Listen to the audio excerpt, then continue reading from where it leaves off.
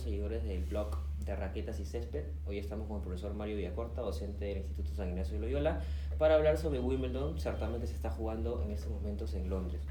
Profesor Mario, buenas tardes. ¿Qué tal? ¿Cómo Gracias estás? por la deferencia de recibirnos aquí. Disculpe la demora. No se preocupes. Hablemos un poco de la historia de Wimbledon, ¿no? Ujú. Porque, como sabemos, Wimbledon es el torneo más antiguo del mundo Ujú. y para muchos el torneo más importante del tenis. ¿Usted considera que es así? Sí, hay una tradición que envuelve Wimbledon y que hace que los mismos jugadores se entreguen a esta mística que hay alrededor del torneo. Ha habido algunas críticas, ha habido algunos comentarios que los diferencian incluso de otros torneos, ¿no? Una vez escuché que mientras que Roland Garros te agradecen por jugar, por participar en Wimbledon, hacen sentir que el jugador tiene que agradecer por poder participar. Pero hay un componente histórico que lo justifica, hay un componente cultural también que lo justifica, ¿no? Los partidos son mucho más abiertos que los londinenses. Pero como es parte de la historia, tal como se ha venido desarrollando los torneos, cómo ha ido creciendo, el ser ahora el único Grand Slam que se juega en hierba hace que ese torneo pues, sea sumamente especial para el circuito. Y el deporte, en su magnitud, en todo, se ha mercantilizado mucho, ¿no? La economía ha crecido, los Sí. premios aumentan. Este año Wimbledon, por ejemplo, entrega más de 2.300.000 Ujú. libras esterlinas, que son más de 2,5 millones de dólares. Sí. Es el torneo de Grand Slam que más dinero entrega. ¿Usted ve que el deporte, o el tenis en este caso, y sobre todo Wimbledon, hace que se enaltezca el tenis al margen de lo cultural, ¿no? Y lo histórico, sino también en lo mercantilista, en lo económico? Lo que pasa es que ahí va sumando una serie de factores, ¿no? Están yendo los jugadores mejor clasificados como ocurre en otros torneos, pero se suma el factor histórico, se suma el factor de relevancia que tiene el torneo, los propios jugadores le dan más valor o un significado especial a jugar en Wimbledon. Entonces, todo eso sumado hace que el torneo pueda ofrecerse de otra forma a los posibles auspiciadores y de esa forma van justificando el aumento de tarifas mayores que les permiten a las finales ofrecer premios más altos. Es una situación que va retroalimentando desde la propia tradición, ese efecto especial que sienten los jugadores, a esta motivación que sienten que también permite a los jugadores ir a jugar. Es un circuito de 2-3 semanas al año en hierba y sin embargo los jugadores se toman el tiempo, a pesar de la poca adaptación que pueden tener para hacer la transición de tierra a hierba y luego hacer un giro nuevamente a la pista dura, se dan el tiempo de ir a jugar a Wimbledon. No es solo la exigencia que tienen de jugar, no por un tema de ranking, por un tema de asegurar también la presencia de jugadores, es que los jugadores quieren ir a jugar a Wimbledon. Muy pocos casos hay de jugadores que van sin la motivación. Bueno, el caso reciente de Tomic, que se le está acusando de haber jugado un partido sin ningún tipo de interés, pero son más excepciones. Los miembros del circuito ven a Wimbledon y ven la hierba como una parte fundamental de su año. Ahora, precisamente hablando de los jugadores, desde 2010 hasta el 2018 había una hegemonía: Federer, Nadal, Djokovic, Murray. De ahí no salió. Sí. Este año, lastimosamente, Murray no participa por la lesión en cadera en singles, pero está participando en dobles masculino y dobles mixtos con Serena Williams, que es algo inédito. Pero sacando a Murray por la lesión, el candidato por usted este año entre Rafa, porque es más, ha habido la eliminación temprana de Zverev ayer, Sí. de Dominic Thiem ayer, y de Stefanos Tsitsipas, que es supuestamente el cambio generacional. Solamente quedan los tres más grandes: Djokovic, Federer y Nadal, como posibles candidatos al título. ¿Usted considera que uno de los tres se lo lleva, o quién es su candidato?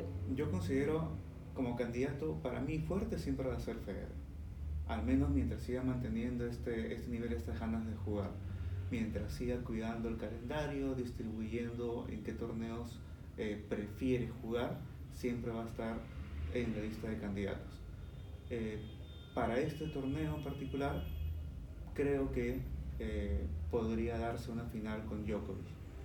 Nadal ha tenido, como a lo largo de toda su carrera, un resurgimiento magnífico en tierra batida, en Roland Garros.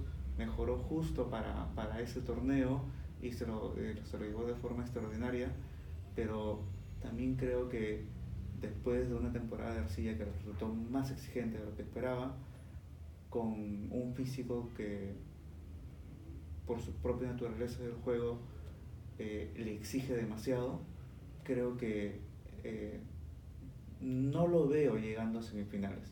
Y si llega a las semifinales con Federer, creo que en esta ocasión, a diferencia de lo que pasó en mayo, Federer llega con una ventaja que le permitiría ganar el partido. La majestuosidad de Wimbledon en su envergadura total, ¿no? Desde la entrega de premios, la salida de los jugadores, la entrada de los jugadores, que es espectacular cada año. Uno lo ve y sigue pensando que qué lindo es llegar ahí. Al margen de lo lindo del estadio, sino las canchas, aunque es una crítica justamente, año a año los tenistas, por ejemplo Federer, se quejan que las canchas de Wimbledon se vuelven más lentas año a año, no son tan rápidas como en el 2000 o en la época de apogeo de Federer. Sí. Y para él, como para algunos jugadores que son que tienen mayor potencia en los brazos y en las piernas, de golpes fuertes, les perjudica, y a los jugadores como Rafa Nadal u otros que son más físicos y tienen más facilidad para movilizarse dentro del campo, les favorece. ¿Usted cree que es mejor o peor que el césped sea tan lento como este año? Porque lo vemos y para mí es muy lento. Sí, era súper divertido e interesante ver un partido de Wimbledon, así te marees porque parecía que estaba jugando frontón, claro. el ver la pelota que iba con tanta rapidez y que nunca regresaba. Le daba otra vibra y otra intensidad al juego. Sí es cierto, es una crítica común de los jugadores el hablar de que la cancha está más lenta, pero creo que habría que verlo como parte de una evolución del juego y de repente el mismo espectador. Podemos haber espectadores que disfrutábamos de esa velocidad, pero de repente para la mayoría, para un público más masivo, no resultaba tan interesante.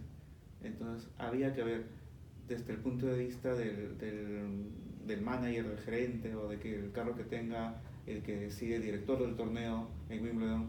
Bueno, los tiempos cambian. El césped por algo ha pasado de tener gran parte del año, si no me equivoco era una especie de 50-50 con arcilla, a pasar a tener 3-4 semanas en el calendario. ¿Hay alguna razón detrás? Ellos la habrán analizado bien y en una mirada por intentar mantener el interés no solo de los jugadores sino también del público, dijeron hay que hacer algo. Posiblemente la respuesta a eso haya sido: tenemos que hacer las canchas que sean más lentas para permitir que el juego de repente pierda un poco en virtuosidad, pero se hace más entendible por un público que sea más masivo. Se hace más fácil de ver. A alguien que recién llega en unos primeros años, unos primeros meses, digamos, que recién empieza a ver tenis y que de pronto ve una pelota que sale disparada y que no le encuentra la devolución, qué interesante tiene ver un juego donde alguien saca y el otro no responde. Quizás por ahí vino el tema de la necesidad de poner más lento el torneo. Pero así como evolucionó el tema de la cancha y de esa decisión, los jugadores tienen que evolucionar. Precisamente en esa evolución antes era muy común ver saque red en Wimbledon, ¿no? Sí. Era una costumbre, saque red, saque mague, Rowland, de los jugadores de potencia en el saque, sí. Y volea o de revés o de derecha. Y el mismo Federer que sus primeros años. Ahora el tenis se ha modificado tanto y el estilo de jugadores es tan distinto que tú ves, o nosotros vemos que casi todos juegan detrás de la línea de fondo. Ya no hay, existe aún jugadores que, como Misha Zverev, hermano de Alexander Zverev, que saque red, pero ya no existe mucho. También se ha modificado hasta el estilo de juego en Wimbledon, justamente por lo lento de la cancha. Es que tenían que ajustarse, pero justamente la virtuosidad del propio Federer, pero también de Nadal o de Djokovic o del mismo Murray, un jugador que es principalmente de defensa, pero que supo salir adelante en dos torneos de Wimbledon y en los Juegos Olímpicos del 2016. El juego está así, ¿cómo lo aprovecho? Wimbledon ha sido ganado por Federer hace 2 años, en un momento donde ya la cancha era lenta y donde ya el juego había cambiado esta evolución que tú tienes. Entonces el jugador, un buen jugador, no puede quedarse en mi juego es de este tipo. Un buen jugador, como lo han demostrado estos 4, han logrado evolucionar y han logrado adaptar su juego a cada una de las superficies por las que han jugado. Por algo es que por lo menos en el caso de Roger, Nole y Nadal, han logrado títulos en todas las superficies. Han sabido cómo adaptarse y han logrado esa majestuosidad en su juego que le ha permitido brillar en estos tiempos. Ahora, hablando de jugadores brillantes, nosotros somos de generaciones distintas pero no muy lejanas. Usted ha podido ver mucho más que yo, porque no llegué a ver a Lendl, Edberg, Boris Becker, Sampras, Agassi, quizás un poquito antes, algunos otros. Compáralos de esa época con los 4 mejores o 6 mejores, contando a Wawrinka si se recupera las lesiones, Tim, que está en un buen nivel. Al margen de los estilos y el cambio de juego, ¿es la mejor época de tenistas esta? ¿La anterior? ¿No se debería comparar? ¿Es difícil? Yo creo que va por lo anterior que dijiste, no se debería poder comparar, porque este juego no es el mismo de los 90s, donde brilló Sampras con Agassi, no es el mismo de los 80s con Lendl, no es el mismo de los 70s. Ha variado demasiado. La propia cancha, lo hemos conversado, ha cambiado. La raqueta ha variado. No recuerdo quién fue, creo que fue Borges el que regresó a jugar después de unos años de retiro con su raqueta de madera. De ser un iluminado en las canchas en su primera carrera, en la segunda parte creo que jugó solo 2 partidos y no pudo ganar, porque solo el hecho de cambiar el instrumento del juego hizo que cambie el tipo de golpe, la velocidad, la potencia, herramientas contra las que Borg no estaba acostumbrado y no podía darle el efecto con su tradicional raqueta de madera. Ha cambiado el público, ha cambiado la física o el estilo físico de los jugadores. Entonces, cada época ha tenido jugadores brillantes, interesantes y que supieron llegar a un nivel máximo en ese momento. Pero ponernos a pensar en el mejor Federer, enfrentarlo con el mejor Sampras, ¿quién ganaría? Es imposible, porque el mejor Federer responde a lo que este momento, hablemos mejor de 2008 o 2007, cuando tenía casi el dominio del circuito, o el 2017, cuando tuvo un magnífico retorno a las grandes competencias. Respondió y se adaptó a ciertas necesidades. Acaba de decir también que él ha mejorado tanto y sigue jugando, quizás por el impulso que le da Nadal y Djokovic. Pero este Federer, con todo lo aprendido, juega un deporte diferente al que jugaba Sampras y al que jugaban otros jugadores de otros tiempos. Entonces, mi lectura sería más ir a elegir los jugadores por cada generación y no tratar de hacer comparaciones, porque no estamos analizando las mismas características. Ahora, en ese proceso evolutivo del circuito masculino es muy distinto y es contrapuesto al circuito femenino. Sí. Hoy vemos a Serena Williams, que regresa después de haber sido madre al circuito.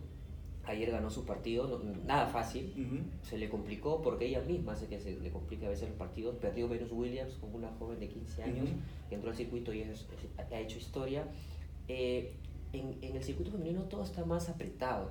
Puede perder cualquiera con cualquiera y ganar cualquiera a cualquiera. Perdió hace poco, ayer también Osaka, perdió Bouchard, perdió Muguruza. Entonces vemos que el circuito femenino es muy distinto al circuito masculino en todos los aspectos. Ahora, como candidata fuerte en el circuito femenino, para usted, ¿sigue siendo Serena Williams? Si logra encontrar un nivel físico adecuado, puede ser candidato. Va a ser interesante ver esa tercera o cuarta ronda que debería jugar con Angie Kerber, ¿no? A la final del año pasado. Ver hasta qué punto las dos se pueden motivar para llegar al máximo nivel. Angie Kerber es la campeona defensora, pero es una jugadora que, como casi todas las de la parte superior del ranking, termina teniendo altibajos. Si te soy totalmente honesto, yo no tenía mapeado a Ashley Barty como una jugadora que podía llegar a ser la número 1. Y después, ya a raíz de su triunfo en Roland Garros, fui volviendo un poquito más. ¿Por qué no la tenía mapeada? Porque se salió del circuito creo que 2 años para jugar cricket, si no me equivoco, y de pronto regresó y todo el potencial que tenía lo empezó a explotar. Ni siquiera recordaba que había ganado Miami hace unos meses, ¿no? Y que el número 1 llega a consecuencia de pequeños títulos que fueron subiendo en calidad de nivel hasta lograr el pico en Roland Garros. Creo que si mantiene ese nivel, Barty podría ir por el lado superior de la tabla, del draw. Por el otro lado habría que ver justamente el nivel de Serena.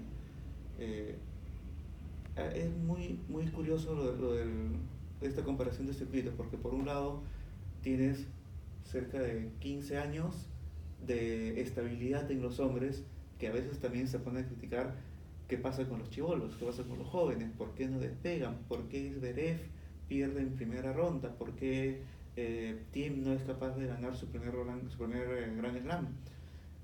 Y en mujeres, creo que Osaka es la primera que repite un torneo de Grand Slam de forma consecutiva. Si no me equivoco, fue desde Serena en 2015-2016. Y tenemos que regresar hasta el 2007 con Henan. O sea, ha habido muchas variantes y justamente, primero, retiro de Henan de forma abrupta en 2007 y luego la salida de Serena Williams por maternidad. Ha sufrido en un tiempo relativamente corto 2 descabezamientos, si cabe el término, de la líder con comodidad, que ha hecho que las demás de pronto encuentren posibilidades de comenzar a ganar. Y eso es lo que ha generado, es cierto que es cierta inestabilidad, pero también un nivel de competitividad mayor. Ahora creo que hay 7, 8 jugadores que están en capacidad de poder disputarse el 1-1 entre sí el primer lugar de ranking. Pero Serena, si logra estar en un nivel físico adecuado, ella tranquilamente podría llegar nuevamente al número 1. Este torneo y el US Open, al ser las canchas que más le favorecen, podrían marcar el récord que ella está siguiendo. Ahora, precisamente, la estabilidad que usted menciona, y recordando justamente lo que usted menciona de Justine Henin-Gardens, esos años, para mí los mejores del tenis femenino fueron aquellos, ¿no? Justine Henin-Gardens, Kim Clijsters, Mary Pierce, Marion Bartoli, Serena Williams, Venus Williams, Maria Sharapova, Kuznetsova. Las rusas tuvieron una camada fuerte. Sí. Las estadounidenses siempre han sido fuertes. Y las belgas con Clijsters y Justine Henin también. Sin dejar atrás a Martina Hingis, también suiza. De esa camada de jugadoras, ya algunas retiradas, las únicas que quedan hasta este momento es Serena y Venus. Venus sí. Cada vez más con un bajón tenístico muy abrupto. Creo que este debería ser su último año para despedirse con decoro. Sí, Serena creo, de retiro, sí, a Serena sí la veo unos años más, no sé si 1 o 2, pero la veo un poquito. Sí. Y creo que ya deberían tomar la posta, como usted bien mencionó, Osaka, Kerber, Bouchard, pero como usted también justamente menciona, no terminan de despegar del todo. Ganan un Grand Slam y tienen un bajón de 6 meses y no ganan nada, y sucesivamente todas, porque el número 1 ha estado en manos de Muguruza, Osaka, Bouchard, Kerber, Serena volvió, de ahí lo volvió a perder, entonces no hay una estabilidad ni nada, ni ningún parámetro comparativo con los hombres, que es una hegemonía de los 3 o de los 4, hasta que estuvo Murray. ¿Eso es beneficioso para el tenis en general, para el mundo tenis? Lo que pasa en el circuito femenino, creo que ayuda a que más jugadoras puedan colocarse en una situación de competencia de alto nivel. Pero también tiene un punto en contra, que es que no hay una referente. La única referente que queda es justamente Serena, y que está... yo también la veo con posibilidad de jugar 1 o 2 años más, pero yo creo que lo que ella está buscando es el título 24. Quedar en la historia con Maggie Smith, por Maggie Smith es la actriz, con Margaret Smith, y ahí dedicarse a su hija. Creo que eso es lo que quiere Serena, tener ese récord histórico. Si lo logra en Wimbledon, de repente acá dice, bueno, ya lo logré, ya lo hice, me voy a mi casa. Pero sí es una oportunidad tranquilamente para poder otra vez tener un tercer reinado en el circuito. El punto está en que al no haber una líder, o al desaparecer de forma abrupta la líder, ¿no? Como ya te había comentado antes, las otras se encuentran con la posibilidad de llegar a lo alto y no tienen la herramienta, la madurez necesaria como para poder manejar la situación. Osaka es una jugadora brillante, pero después del segundo Grand Slam en Australia, se encontró con el número uno y desde ahí su bajón es notorio. Se queda o despide a su entrenador, el que le ayudó a ganar los 2 torneos consecutivos, y aparentemente no ha sabido cómo manejar. Creo que lo suyo no es la fama, porque parece más una chica introvertida, no es que le llama la atención la fama, no ha sabido manejar la presión de ser la responsable de atraer todas las miradas como la mejor jugadora del circuito. O quizás le llegó muy pronto, ¿no? Porque Es que muchas no tiene veces, experiencia. justamente Federer, él contaba en una entrevista hace muchos años, lo vi, que cuando él empieza en 1998 era muy rebelde. Era como, no al nivel Nick Kyrgios, no al nivel, pero sí al nivel Agassi, ¿no? Cuando Agassi más o menos es un chico rebelde, de pelo largo, un poco desordenado. Sí. Y llegó un momento en que el entrenador, que no recuerdo recuerdo que era uno que estuvo con Marat Safin, un gordito de cola, no recuerdo el nombre exacto, lo transformó. Sí. Y desde el 2002, 2003, él empieza como número uno en el 2003, pero desde ese año, ese lapso 2002-2003, empezó a madurar. Muchas veces los entrenadores tienen un mérito importante y una labor importante en el desarrollo y la madurez de un tenista. Exacto. O sea, sí recuerdo el caso de Federer, recuerdo que incluso ese entrenador falleció, claro, y marcó un golpe tremendo, pero ya tenía la experiencia suficiente como para manejarlo y aprovechar, digamos, el bajón anímico, convertirlo en algo positivo y tener la brillante carrera que ha tenido. Y muchos años estuvo sin entrenador. Por la capacidad, claro, propia de juego que él tenía, pero también por la mentalidad que ya había desarrollado. Hasta que llegó un momento en el que dijo, no puedo competir al mismo nivel con Nadal y Djokovic sin alguien que me diga y me dé más ideas. Y ahí aparece Liubicis, y ahí empieza a tener mayor presencia Severin Lutin como parte de su equipo técnico, ¿no? Porque ya tienen otras miradas, son otras ideas que le permiten a él tener un panorama mayor de qué es lo que tiene que hacer. Si no me equivoco, el cambio de raquete viene por una sugerencia de Liubicis, no por algo que Federer había decidido. Y eso fue justamente una de las razones que le permitió el resurgimiento en el 2017, aparte de un estado físico descansado. Osaka sin técnico cae. Halep gana Roland Garros y a los meses se queda sin técnico, y también es una jugadora que ha caído. Y Halep es un caso más especial porque a ella le costó ganar ese primer Grand Slam. Le costó demasiado. Había muchos finales. Creo que su primer final fue el 2002 o 2014 y lo ganó el 2018, 4 años después de 3 intentos fallidos. Había algo en la cabeza de Halep que no le permitía tener ese empujón final en un torneo. Lo logró con su técnico, se me dio el nombre ahorita de la cabeza, y a los meses, por una decisión del técnico, un tema familiar, tienen que dejarlo. Pero, ¿dónde está Halep ahora? 7, 8 del mundo, no ha hecho títulos este año, tiene 2 finales, falló en su intento por retener Roland Garros.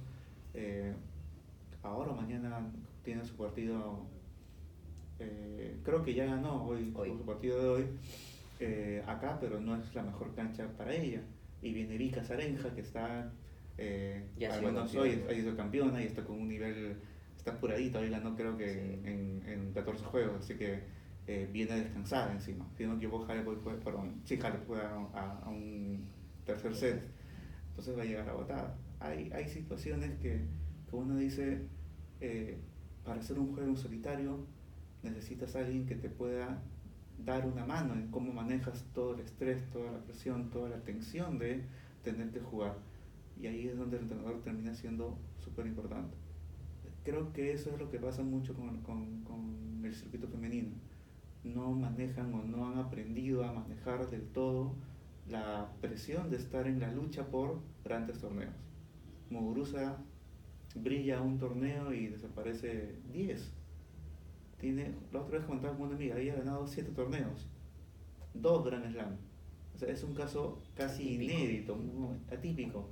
La mayoría de jugadores tiene un recorrido más amplio en torneos Master 1000, ATP 500. Los Master, bueno, el peso de los Tiers 1, 2, los internacionales, y después de ese recorrido logran llegar al Grand Slam. Su primer torneo ganado fue el de Wimbledon, entonces es típico. Y después de Wimbledon desapareció un año, y después reapareció en Roland Garros, y después se ha vuelto a desaparecer hasta ahorita, que si no que ella fue eliminada ayer, ¿no? Entonces ahí hay un manejo de fortaleza mental que les falta desarrollar mucho, y como entrenadores quienes trabajan con ellos deberían hacer un trabajo más intenso en ese aspecto. No es juego, el juego lo tiene, el tema está en la cabeza. Profe, para terminar y no quitarle más tiempo, una chiquita, preguntas concretas y respuestas concretas. Campeón de Wimbledon 2019. Roy. Círculo femenino.